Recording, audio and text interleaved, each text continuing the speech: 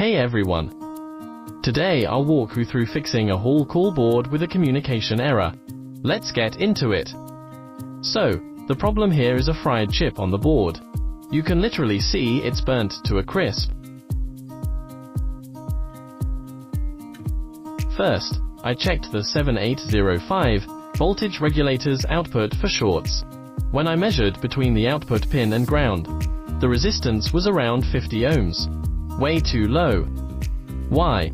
Because the 7805's output powers the communication chip,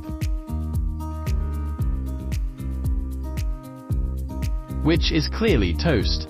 So I yanked off the comms chip and measured again, but still 50 ohms. Turns out, the 7805 also feeds power to this programmable microcontroller up here. My guess: the microcontroller's shorted internally, even though it doesn't look damaged. To test, I hooked up 5V directly to the 7805's output. The second I powered it up, the microcontroller started heating up like crazy, definitely shorted. Pulled that off too.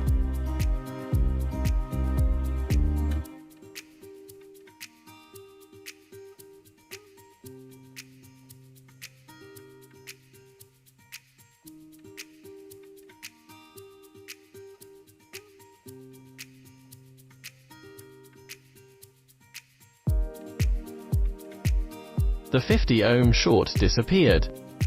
Now, time to replace both chips. New communication chip soldered in. Easy fix.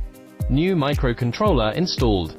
But this one needs its firmware flashed, since the original program's gone after burning the program.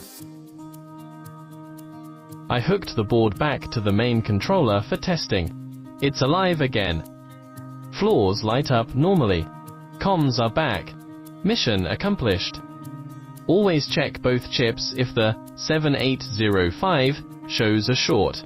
And don't forget, microcontrollers need reprogramming.